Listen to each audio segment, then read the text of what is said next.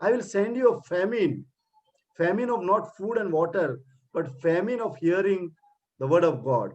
The man will go from seas to seas. They'll go from different directions seeking for the word of God. But here we are so fortunate that we are able to hear the word of God through Brother Mark Young. And I've been hearing him. He has got such a very good in-depth knowledge and the interpretation of what he's talking about. The book of Esther, what he has spoken last time. I'm not here to promote him, but I've been hearing it again and again and again. Like a child who gets something new, he keeps on, when he gets something new, he keeps on playing Fidgeting. with that, checking it and whatever. So I've been really studying along with him the book of Esther. And this shows that how God loves us. He has brought us close to him. He wants us to hear. He wants us to be grafted in the Gentiles, to be grafted into Jewish tree. He wants us to be a part of a Yeshua the Savior. And without wasting any other time, I hand over this session to Brother Mark Young. So you'll have to wind it up 5 minutes to 9. So we'll have a final prayer and blessing from him. Yes, brother, over to you. Shalom, Pastor. Shalom, everybody. Good to see all of you all. I know there was a little confusion, but I Thank think you, brother. Zoom is kind of playing up nowadays a lot. You send a message and then something happens with Zoom. So sorry for the confusion, but I think we are all online now. And welcome to all of you all. Today is a very interesting topic, which I want to talk to you all about. It's called Israel of God. So something very fundamental and something very intuitive and knowledgeable that we're going to discuss and we're going to learn today. I'm going to refer to the Tanakh, the Old Testament, as well as the Brit Chadasha, which is the New Testament. Okay? So just bear with me, and if you'll have your notebooks, please keep it ready, keep it handy. In the book of Galatians, in chapter 6, when Paul writing to the book of Galatians, he says something very interesting over there. So basically, the entire Sefer of Galatians is about bringing to light, bringing into perspective the Gentiles who are coming into the faith, who are being grafted into the faith, are being now put under pressure by those Hasidic or the Orthodox Jewish people who say that you need to convert and you need to become Jewish and convert to become Jewish, and you need to go to the process of conversion and circumcision and all that. So Paul is basically dealing with this in the book of Galatians. And towards the end of this thing, in the end of this book, Paul gives it a very simple flavor, and he tells everybody in Galatians, if you read, open to chapter 6, he says, 14, 15, and 16, he says, where is this? Okay, yeah. But God forbid that I should glory, save in the cross of our Lord Jesus Christ, by whom the world is crucified unto me, and I unto the world. For in Christ Jesus, neither circumcision avails anything, nor uncircumcision, but a new creature. So a person who needs to be completely renewed in all aspects, which is the original circumcision which was given to Abraham. I don't want to get into that right now. So circumcision means something different than what is spoken about 2000 years ago. And then he says, and as many walk according to this rule, to understand the internalization, understand what the circumcision is all about, shalom to them. Now the word shalom can mean peace as an indirect way to peace, but shalom, in the real meaning of the word shalom, means wholeness and completeness. So he's saying to all those who understand the true circumcision and the true changing of the person, to them will be wholeness and completeness and mercy, and upon the Israel of God.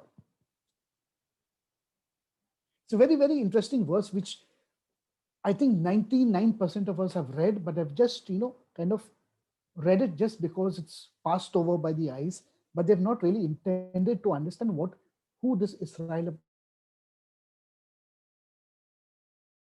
is. Who is this Israel of God? Paul is not saying Israel of Jews or Israel of Gentiles or Israel of God. No, the word Israel also has a very deeper meaning, has a more fundamental meaning. The word Israel comes from it's a conjugation of two words. Okay.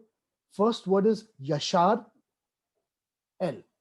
El we know is God, power, might. Okay, that's El basically.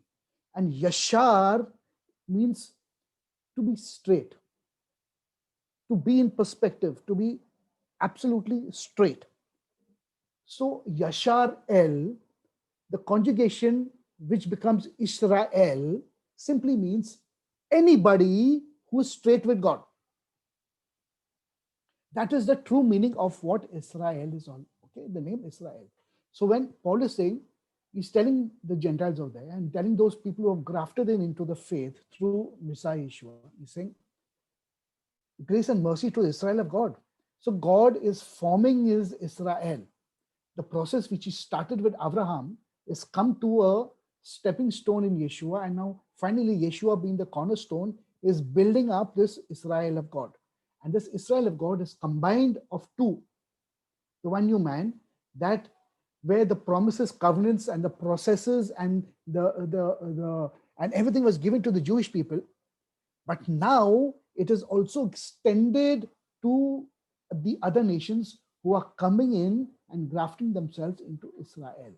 Okay, so it's very wrong to say that it's only going to be the Jews in the end. And it is also going to be very, very wrong to say it's going to be only the church. So that's replacement theology. We are looking at an amalgamation, a new kehillah coming out from both into one new man, and this is the Israel of God. But the original plan of God was very, very simple. From the beginning, it was all about humanity. It was not only about a certain tribe or a certain people. The certain tribe and a certain people were chosen out from humanity for a role. Please listen to what I'm saying. For a role. Now, from the sin of Adam, 2000 years till Abraham. By the way, Abraham was born in the year 1948 from Adam, which is very interesting. 1948 in modern day history is the year that Israel was birthed as a nation, modern day Israel. So Abraham was born in 1948, and this 1948 Israel came into being. Okay, it was declared as a country, as a state, a sovereign state. In 1948, the soul of Abraham that God sent to this world, that soul was the first person who was able to bring rectification to this world. So we have 2000 years of human history from Adam to Abraham, where the world was in turmoil and walking in darkness, and really everybody never knew what they were doing, except for a few people like Enoch and Methuselah and Noah and all these people who had exemplary lives in the kingdom of God. But the rest of humanity was lost. So it was called the world of the times of darkness. Okay, Avram comes, and because of his rebellious nature and his renegade nature, he is the first one who calls upon the name of God, the one God, and he is now being chosen by God to bring rectification to this world. So he's the start, he's the stepping stone. Okay. If you all were there for my teaching Lech Lecha, which I done yesterday, there was a very deep and in-depth study. I request you to see my video on YouTube for Lech Lecha as to what was the role of Abraham. Okay. What started with Abraham finally now was completed and perfected with our Lord Jesus. So if the covenant of circumcision was given to Abraham, okay, what is this covenant of circumcision? So put into perspective is like this. Let's talk about a Jewish person first. When a Jewish person who's circumcised on the 8th day and then goes liberal into this world, right? If you go to America and New York, you find a lot of liberal Jews who do a whole lot of stuff, and yet they go to the yeshiva, or they go to the synagogue every Friday, but the rest of the week they are like normal human beings. That's doing disservice to the circumcision. So Paul is saying, you may have been born from a Jewish lineage, you may have been circumcised on the 8th day, but if you're not doing the things of Abraham, then your circumcision becomes of no use. Whereas a Gentile who's coming in by faith and doing the things that is required of him by the things of God, and whose heart is circumcised, his uncircumcision is just as good as the circumcision which is required of you. So therefore, Paul is putting forth this argument saying, ultimately the physical circumcision is going to mean nothing to a person who is born a Jew, but he's not being a Jew. So keep this in mind. Now, Paul is also very, very strict, because there is this person called Timothy, when he realizes that Timothy is born from a Jewish mother. He says, Timothy, you can't be like this. You can't be an uncircumcised Jew. So he takes Timothy and he says, Timothy is the only one I have circumcised. Because Paul is very, very strict according to the Torah of Moses. Whereas for the Gentiles, he's saying, you don't need it. Relax. It's not necessary. You're coming in by faith. And your faith is more than enough for my circumcision. So please keep this in mind. So therefore, Yashar El or Israel is this congregation or this Kehillah that Yeshua is building.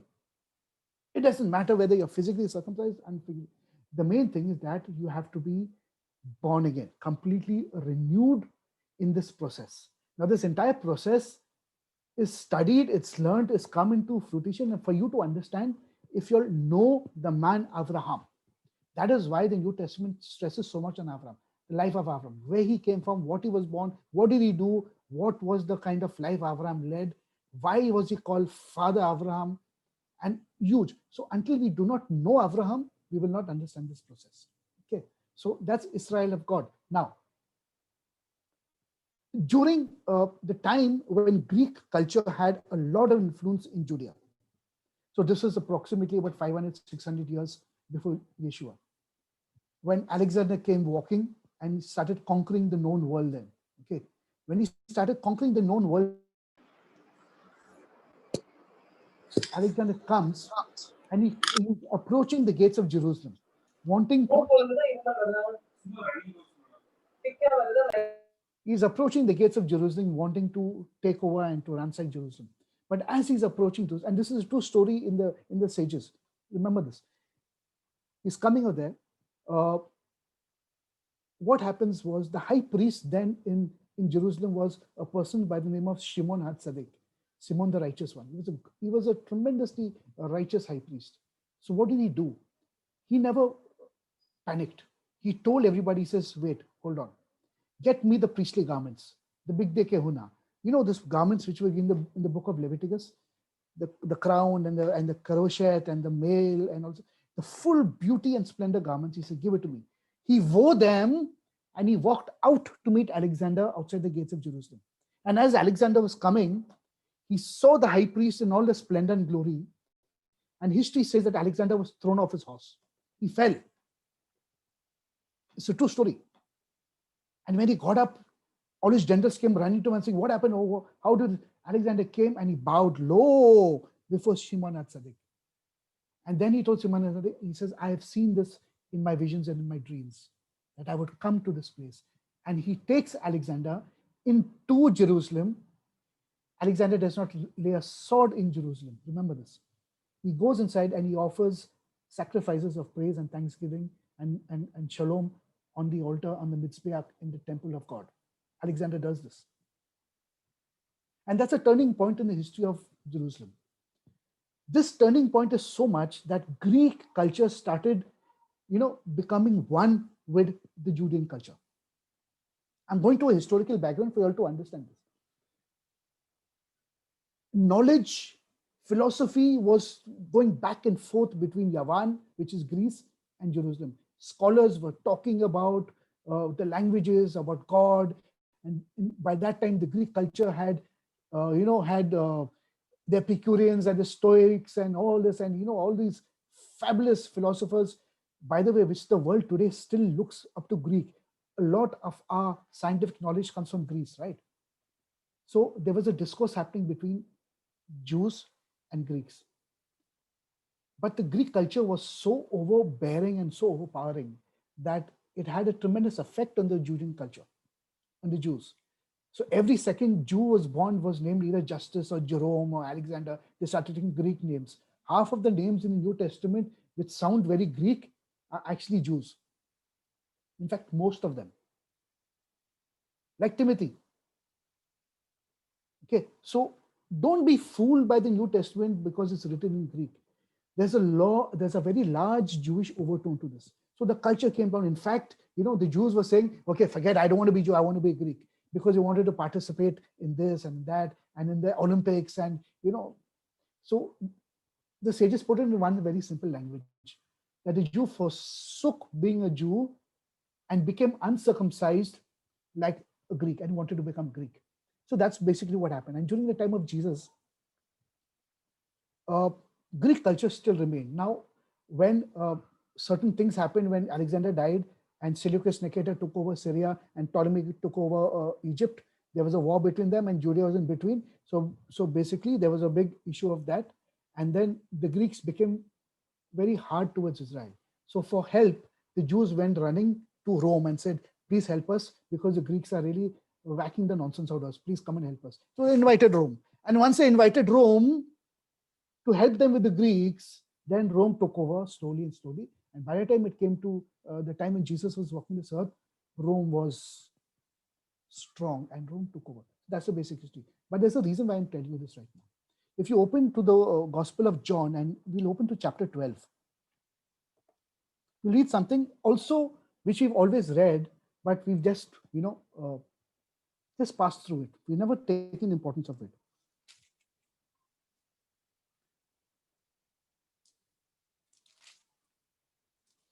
Chapter 12, it says, I'll read verse 1 first, says, that Jesus 6 days before the Passover came to Beit Ani. Okay, my house. Beth Ani is my house, basically. So Jesus called Lazarus' house as Bethany, my house. Okay. And he comes to celebrate the feast of Passover there. But if we jump now, so the setting is the Passover. We jump now.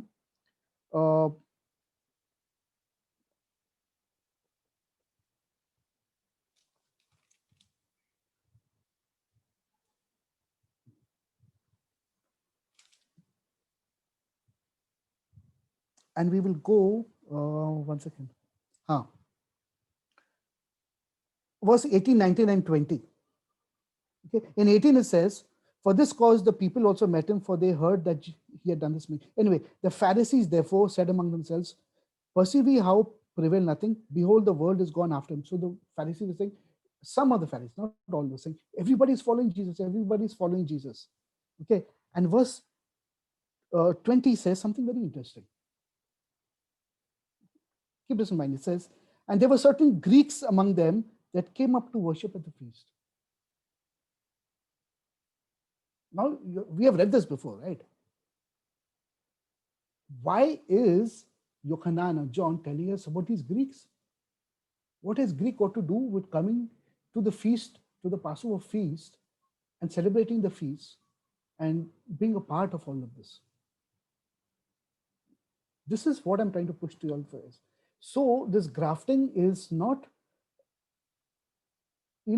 2000 years, but this grafting has been from the time of Abraham. Because Abraham was the first one to preach the gospel. He preached the gospel of the one God. And everybody started, and he told them the process. He showed them the process. By the way, Abraham brought in the Arabs, he brought in the Syrians, he brought in the Arameans. Everybody who was in his household was not only from his lineage. There were many, many people who followed Abraham. This full contingent of many, many tents that Abraham formed were people from the diaspora. And they were all people who learned the Torah with Abraham. They all converted. Because when it says in Genesis 12:66, he says, and Abraham left and came with him and his household and all the goods and things and the souls. He uses the word nevesh, and the souls that he had brought. That means Abraham was taking spiritual responsibility for the souls. And then in verse 16, it says that he came unto this Elon Moreh, to this oak of Moreh. The word Elon is oak, tree, a huge tree, and the word Mora means teacher. So Avram came to this big tree and he settled there because a tree is a place which gives you shade. So he used to be under this tree and he used to be preaching the word of God, telling the people, preaching the gospel, come back, come back, come back, come back to God. Okay, so we have to look at Avram as something. Now, Greeks out here is very, very interesting. What are the Greeks doing in the festival of Passover in Jerusalem? And what are they doing coming to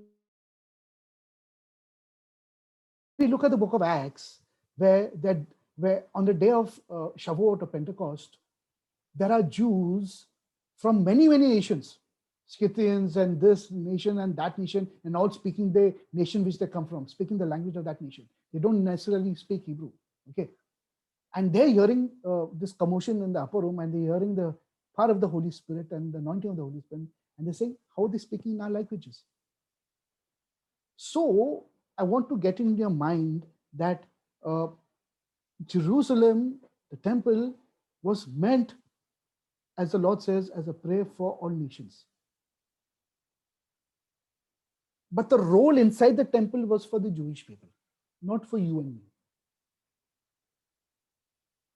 Just as the high priest has a role, the Levites have a role, the people who work in the temple have a role, the Nethinim, the water bearers and the pallbearers and the woodcutters, and each one. Around the temple was the Levites, and around the Levites were the common Israelite, and after the Israelite came the Gentiles. Okay, so we have to pass through this entire process of going into that holy place. Everything in stages. Okay, so this Greeks out here now is very well. Now, if you'll turn with me to the book of Ephesians, because I'll put this into perspective over there. In the book of Ephesians,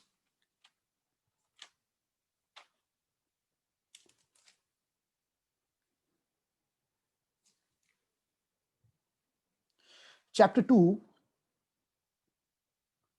this is what Paul is saying in the book of Ephesians. He's bringing out this concept of this one new man. Okay, he's saying over there,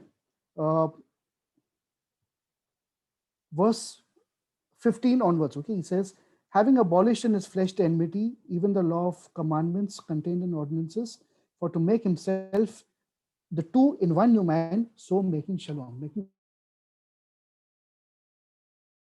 reconciled both unto God in one body by the cross, having slain the enmity therefore, and came and preached peace unto you which were afar off, and to them that were nigh. So that means even those who are far off, who never had the Torah, who never had the commandments, word of God, all those people have been brought back in nearness by what Yeshua done on the cross. Okay, then he says, for through him we have both have access by one Spirit unto the Father. Both Jew and Gentile through Yeshua have access to the Father, to that one Holy Spirit. Now, therefore, look at this now. You are no more strangers and foreigners, but fellow citizens with the saints and the household of God. So let's put this into perspective. Who are the strangers and the foreigners? And who is the household of God? And who are the fellow citizens? We've read this all the time, right? We've taken this so much for granted because we don't know the depth of what Paul is talking about. So now, let me explain to you. What we read in John 12, where we talk about the Greeks who are coming, right? Who came for the feast of Passover. And when they came for the Passover, at that time, there were many categories of people who would actually come to Jerusalem for different things. Okay? So I'm going to share something with you all and write down these references for your study also.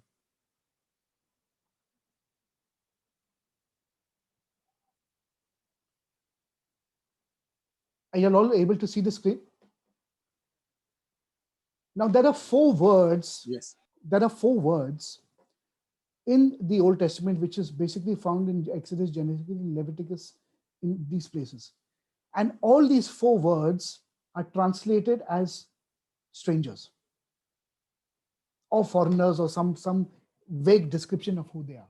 But the reason why I'm bifurcating this to you is for you to understand something very, very important. Okay. Now, the first word is Nakhar, distant land, who does not even look like me, does not have in my skin color, and he's completely alien. I eat mutton, he eats bats.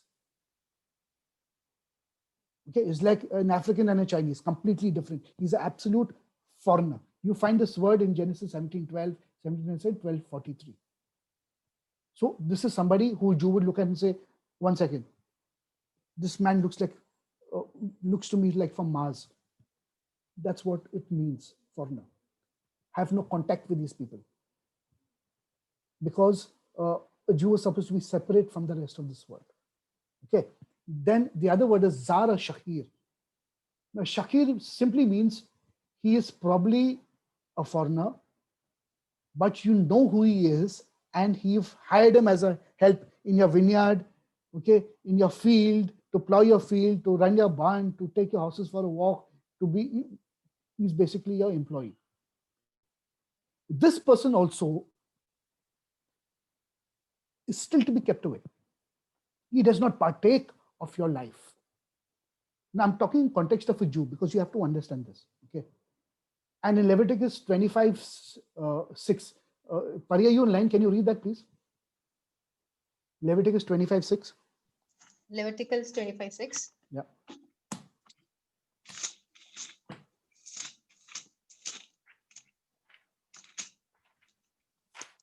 Yeah. And the Sabbath of the land shall be meat for you, for thee, and for thy servant, and for thy maid, and for thy hired servant, and for thy stranger that sojourneth with thee. Here, all three are mentioned. The Shakir, the Nakhar, and the Toshav. So Toshav now means someone who's a guest, someone who's known to you. Okay, he's like a Chinese friend or a Japanese friend who comes and says, "I want to spend a week in your house." He's a Toshav. So a Toshav is a little more a part of you. Okay, so you entertain him, you give him food in your house, he eats a kosher meal, but he does not partake of the Passover. He does not partake of the Passover. Neither does the hireling or the employee partake of the Passover. Neither does the Nakhar, the foreigner, partake of the Passover. But there is a fourth category called the Ger. A Ger is a sojourner. So the word which is normally translated as sojourner in the Bible is the word Ger. From where we get the word Gerim, or somebody who's grafted into you. So when God tells Abraham, you were a sojourner in Egypt, you were practically became an Egyptian. The person Ruth, the story of Ruth, was a Gerim who became Jewish. Why? Because she grafted herself into Jewishness. Your God is my God, your people are my people. That is who a Gerim. So a Gerim is somebody who lives inside your house. But can you read 12, 48 and 49, Exodus?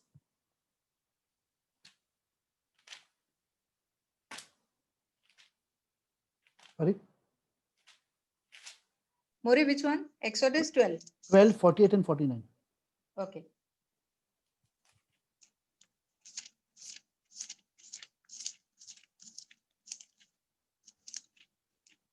Uh, 12. For I will pass through the land. No. Exodus, no? Exodus 12, chapter 12. Yeah, 48 chapter and 12. 12, 48 and 49. Okay. And when a stranger shall sojourn with thee, and will keep the Passover to the Lord, let all his males be circumcised, and then let him come near and keep it, and he shall be as one that is born in the land, for no uncircumcised person shall eat thereof. One law shall be to him that is homeborn, and unto the stranger that sojourneth among you. Now, this word stranger out here is the word ger. It's not the word toshav, which is a guest. It's not the word shakir, which is a hireling, or not the word nakhar, is a foreigner. So this ger has a specific status. The ger has a specific status. He's somebody who loves the Jewish people. He's somebody who loves the covenants and the promises that God gave the Jewish people. and who comes to Jerusalem and he says, you know what, I want to be part of this feast, and I want to love the Jewish people, and I want to keep, as much as I can, try and keep the commandments, but out of love, not out of compulsion, not out of legality. When he does this and he lives enough with the Jewish people and he crafts himself that he becomes Jewish, he talks Jewish, he walks Jewish, this process can take anywhere between 2 years, 5 years, 10 years, 15 years, 30 years. It took Abraham 99 years to achieve the status till he got circumcised, friends. So this ger is very special. When he achieves the status and he starts becoming kosher, like what a Jew was supposed to walk in the kingdom of God, then he's termed as a ger tzaddik. So technically, if you want to say, who am I? Okay, I'm born again, I believe in Jesus, and I'm spirit-filled. I want to call myself a Christian, fine. If you want to call me a Christian, there's no problem with that. But biblically, I am a ger tzaddik. I am a ger tzaddik because I am indwelling, I'm one in heart, in mind, everything with the Jewish person. We are one people, we have one new man that Paul is talking about. Now, mind you, during those times, in the temple times, first temple and second time area, second time specifically, second temple, there were a lot of these people who were coming, like I showed you, these Greeks, and coming and saying, okay, let us go and witness the feast. They would come for the Feast of Sukkot and celebrate it. They would come for Passover, stand on the outside, but yet they would be blessed. Tremendous, with tremendous joy just to be a part and to see the feast and and then they would go back to their lives. But in Ephesians, Paul says something else. He says, listen, you're no more nachar. You're no more a guest who can come only 3 times for the festivals and go back. You're no more a hired worker who can just, come and, he says, listen, now you're not even ger tzaddiks. By faith and by circumcision of the heart, you are fellow gerim, you are Jewish by nature now, because you have joined the commonwealth and the promises and the covenants of God. Read that Ephesians again. Let's read it again and understand this. For therefore, you are no more gerim and toshavim. Neither are you aliens and strangers. You are none of those stuff. See the validation what Paul is giving to those who believe in the name. He's saying you are no more all this stuff which I've just showed you out here. He says, forget, you're not even gerim, but you are now, he says, but you are like Jewish people, with the saints and the household of God. That means you have achieved a level of oneness in the sight of God, that you and the Jew are almost one in the spiritual sense.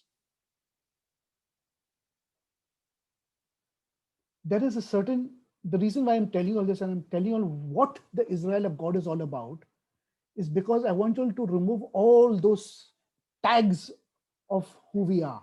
I'm Baptist, and I'm Southern Baptist, I'm brethren and close brethren, and I'm this, and I'm CNI and CSI. It means nothing, my friends. Bible and New Testament is telling you something else altogether. That I am Christian and he's Jew. No, listen. That, but he's no better than you.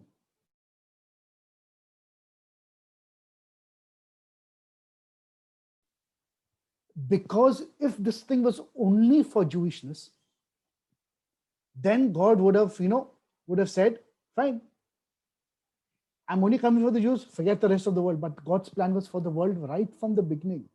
But his pilot project, his pet project, was very simple. He said, I must first create a people, create a pilot project, so they could influence the world and change the world. So somehow or the other, that never panned out and never worked out. And then we have Jesus who comes here and says, let me do it for you. Let me utilize the Torah to its perfection, and let me do it for you. So whatever Jesus does comes to our merit, not to him. And then God also calls the Jewish people, he says, my son, my firstborn son. Now you have to understand this in context. When I call Israel also God's firstborn son, it is in context, because it is in context of Yeshua, or what Yeshua has done for them. So they can remain Jewish people, but they will not achieve the level of son of the living God until they are not engrafted into Yeshua. So therefore, the Jew and the Gentile both have to come in through the same process. Why? Because the Jew being circumcised but living an uncircumcised life, whereas a Gentile who is uncircumcised by nature now is living the circumcised life. So I want to tell you all, friends, break all these barriers. The only reason why the Jews were given something was it was a role for them to do, like the role of the high priest and the role of the Levites and the role of the other things and other. If you one day, I don't know, hopefully if you read the book of Numbers, if you study the book of Numbers, you will understand the role of all these people. And each one to his role. And after the three camps, that means the holy place, the Levites, the common people of Israel, and outside the common people of Israel, outside the camp, the term is outside the camp. Outside the camp were the Gentiles. So even the book of Hebrews says you are now can come in, leaving these three camps and come right into the holy place. Come right into this holy place. But let's not take away what God intends for this nation called Israel. Let's not take this away from them. Why?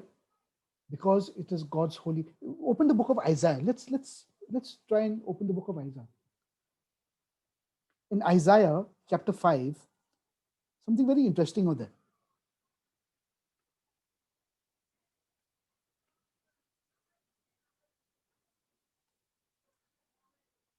Isaiah chapter 5.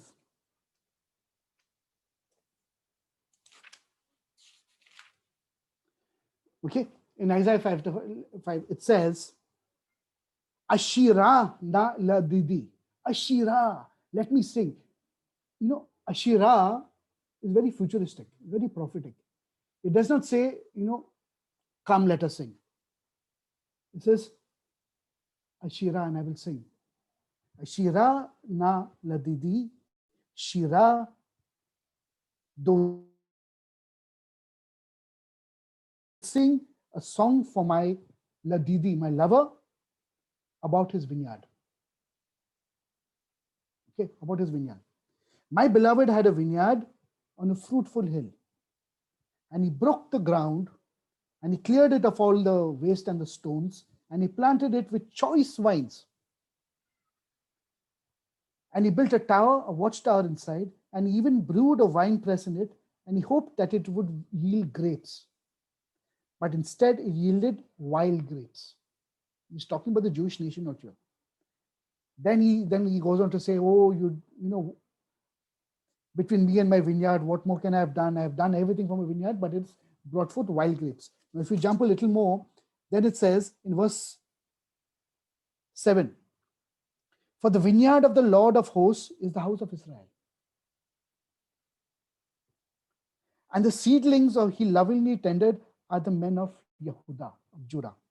And he hoped for justice, but beheld injustice, for equity, but behold iniquity. And why is Israel called the vineyard? Because indirectly it's talking about Yeshua. Because the house of Israel will become the vineyard only when they are engrafted and doing and grafting themselves into Yeshua. Then Yeshua, the Son of God, and Israel, also my firstborn son, the identity becomes the same. So very prophetic, very futuristic. Nevertheless, we are grafted into this covenant by faith. So there is not one covenant and promise for the Jewish people, and another thing for Christians and for the church. There are no two things, my friends. Absolutely wrong thing. If anyone is on that path that we are Christians, we have to remain Christians, and the Jews are Jews, forget them, we've got nothing to do with them. It doesn't work that way. If there is no Israel, there is no Christians, and there is no church. So, but we are yet Christians, we are still following Christianity because it is not imperative for us to do these things because, friends, we've not achieved that level of circumcision in the heart that we ought to achieve. And not only us, if you look very carefully, the reason Jesus had to die and do all the commandments is because even the Jewish people were not able to do it. So Jesus done it for them and said, okay, I will do it for you, Father. I will do it for you. All this merit you put on them, but please take them to heaven because I want to do it for them. That's why in Romans 12, Paul talks very, very clearly. He says, let's try and open to Romans 12. Oh, 11, sorry. Romans chapter 11.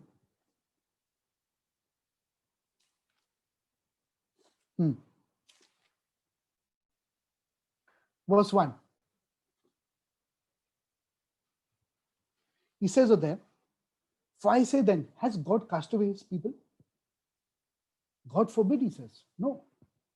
For I also am an Israelite, from the seed of Abraham, of the tribe of Benjamin. God has not cast away his people, which he foreknew. Okay, for the people he foreknew, who did he foreknew? The Jewish people. Because when God thought in his heart that I want to create a people, the Jewish people were already existed inside of God. Listen to what I'm saying. So God created one humanity, one blood, one humanity. All of us are equal in the sight of God. But from this one humanity, now God is forming a people. He will use everything inside of you to create the Israel inside of you, to create the Jewishness inside of you. That means you and me have to get a Jewish soul. We don't have to be outwardly Jewish and try to become Jewish and wear all the Jewish things and do this and do. No, we have to, our souls need to change completely and then get a Jewish soul. This is what it is all about. Then he goes on to say, verse 11, for I say then, have they stumbled that they should fall? God forbid. But rather through their fall, he's talking about the Jewish people, salvation has come unto the Gentiles. Now, this is very, very strategic for God. If God had to remain only with the Jewish people, then you and me would have been forgotten, my friends. So what has he done? He's telling his firstborn son, beta, go sit in your house, chill out. Sit in your house, chill out. I don't want to see your face for the next couple of days. I want to work with these people first. I want to harvest how much ever I can because I love them also. He says, come. Now take your place as my son and complete the role that you're supposed to do. This is what Paul is trying to tell us out here.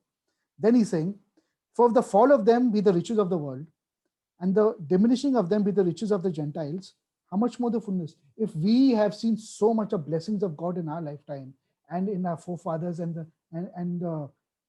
apostles and priests and revivals in the last 2000 years or 200 years with the working of the power of the Holy Spirit, much more when a Jew comes into his inheritance.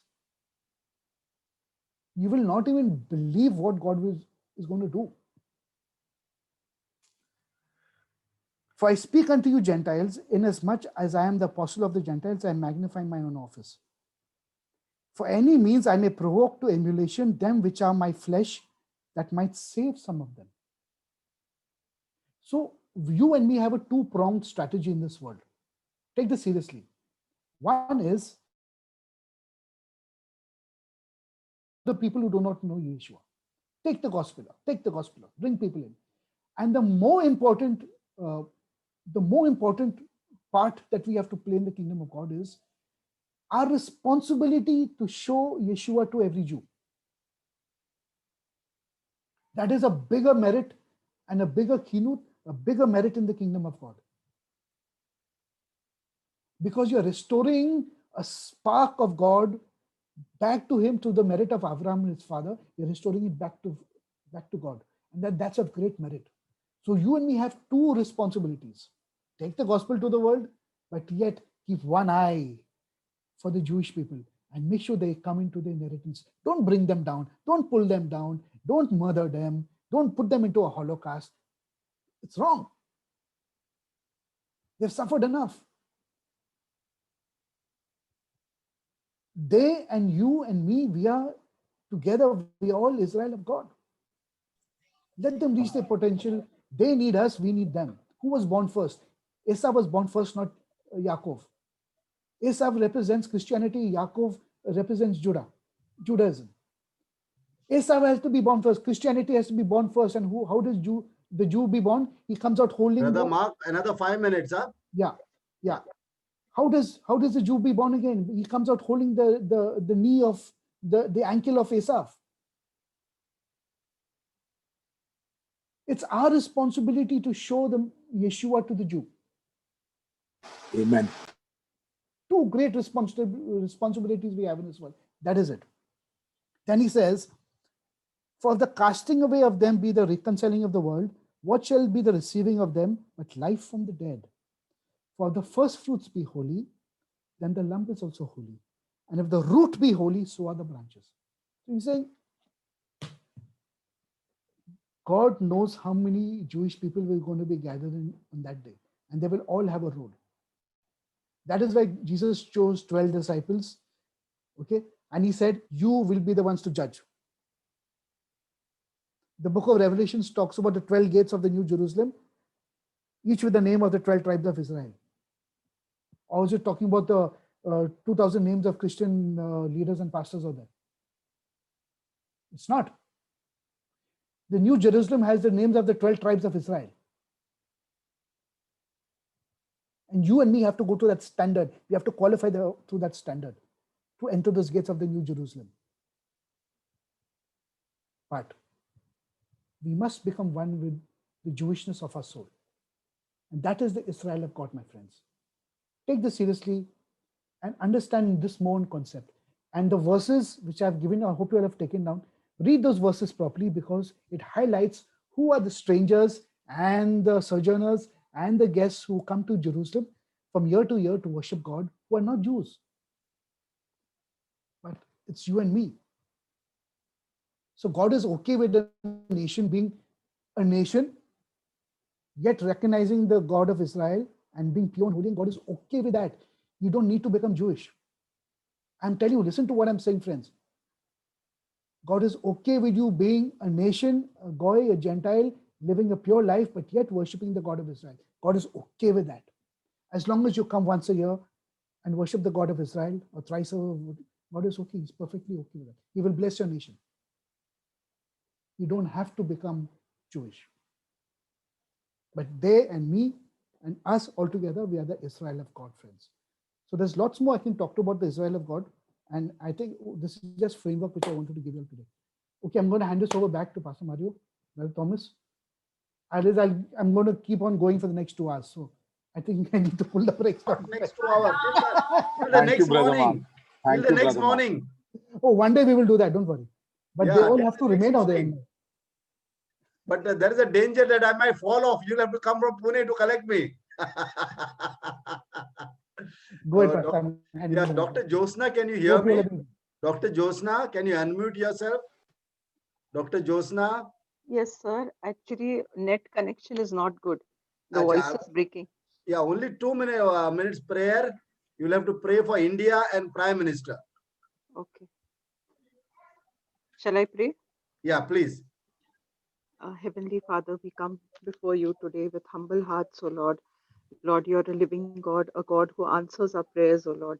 Lord, today we ask you for our country. We earnestly pray for our country, O Lord. You know there's so much of idol worship and going on, O Lord, and also for our Prime Minister, O Lord. Give him wisdom, all the authority over the nations or any authority is chosen by you, O God. It's only by your will, O Lord. So we ask you humbly to Amen. guide our Amen. Prime Minister. Thank you, Lord, for everything, oh Lord. We thank you for everything that still in India we are able to pray freely, we are able to worship freely, even though it's because of Hallelujah. Corona, Hallelujah. Lord. But we thank you, Lord, that at least the Zoom meetings are there, Lord. Everywhere there is prayer going on. Today, I earnestly ask you to guide our Prime Minister, to help our nation realize the true and living God.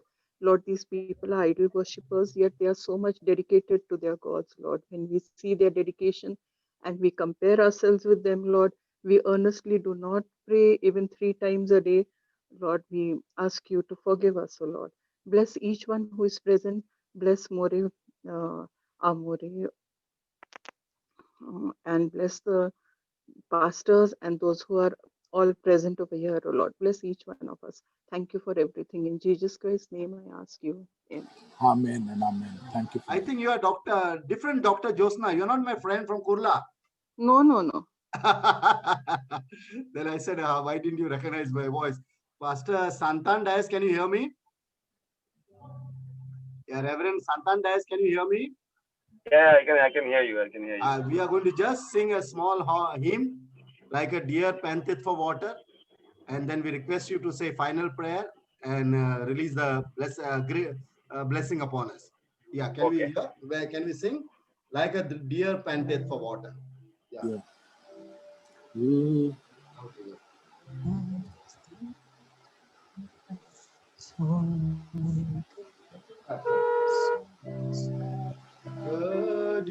Your fan.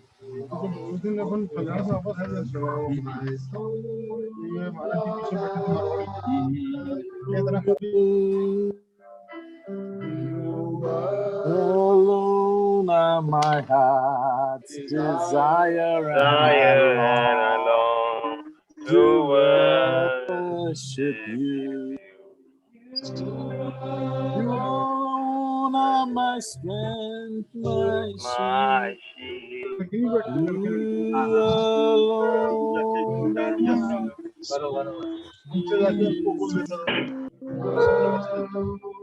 my are my heart's desire, and I long to worship you.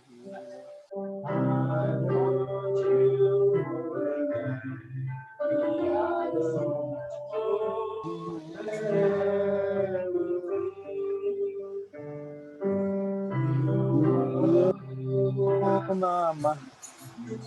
desire, and I long to worship you.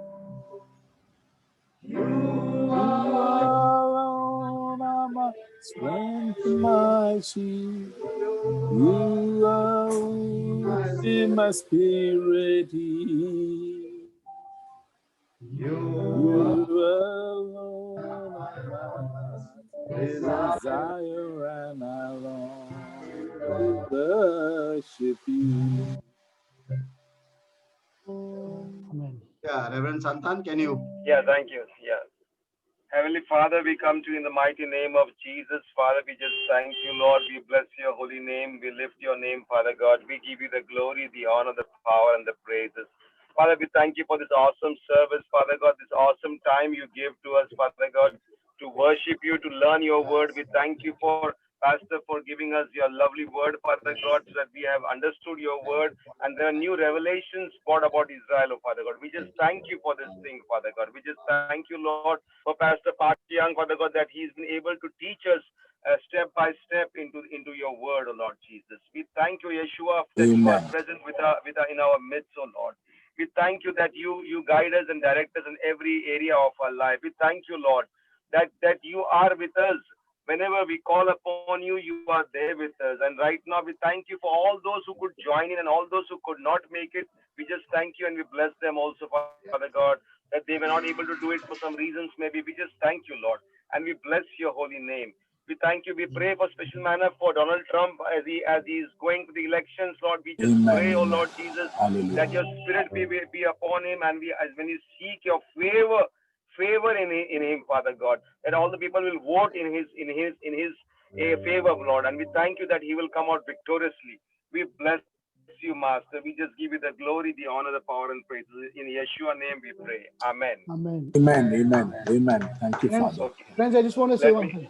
For the US Yeah. elections, Yeah, forget all of the other states. Please watch California. California. Huh? Please Amen, watch amen. California, because I have a strong intuition that California may flip to red. If that happens, then then Donald Trump and God's plan for America is going to go completely. So Yes. let's keep this rejoicing in our hearts right now. He may get a certain amount of seats for California also. Amen. 70, Hallelujah. because it's the biggest, right? 75 seats. It Yes. could be a big decider. Yes. So keep praying for Donald Trump, because that's the leader of the free world.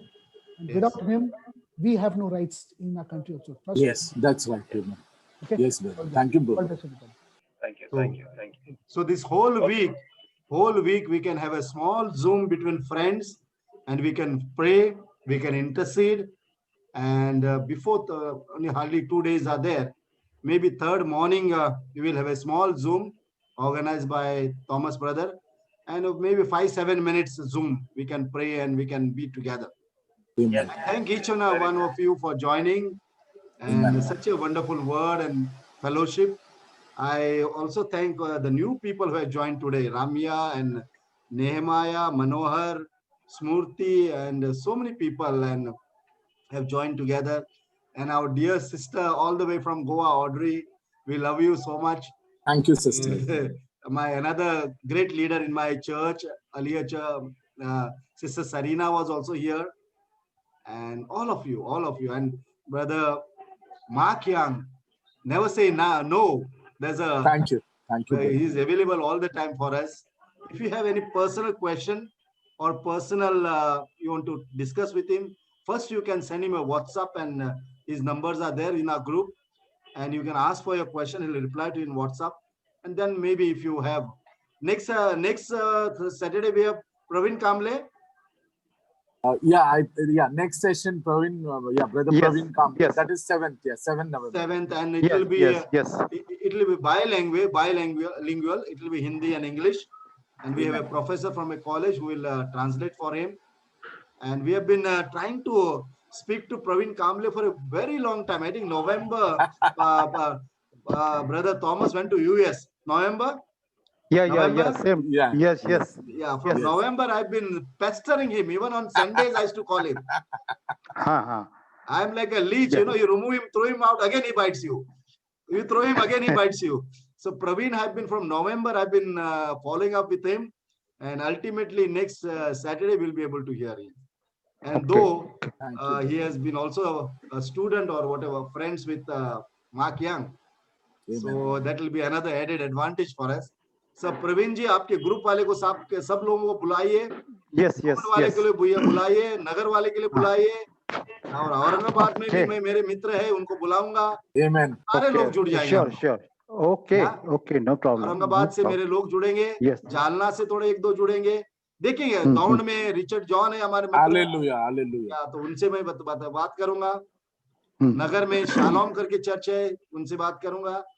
तो इसके बीच में हम लोग एक zoom call करके बात करेंगे. Thank you very much. Okay, no problem. Thank you. Bye. Shalom, everybody. Bless you. Bye. Bless Thank everyone. you, Bless Shalom. everyone. Thank you, brother Mark. And appreciate, Bye. brother. Yeah. Love you, brother. Love you. Thank Hey, you. I'm coming to Thank you. Bombay soon. Huh? Yeah, welcome. Coming to Welcome, Bombay. welcome, bro. I'm Anytime. gonna come to anytime. Bombay and have a big party now. Wait, Come. Anytime. Please Anytime. come. have Please. a big party in Bombay. Don't say Brother now. Young, You have to come. Yes. And Yes, brother. And Audrey's going to invite us to go also. Yeah. No, not Yeah, an issue. yeah, of course, Not of an course. issue. Sister Audrey is the boss there now. Amen. Yes. I say good. Bye, Praise bye, God. bye, Thank bye, you. bye. Good night. Bye. Praise Bye. God. Praise God.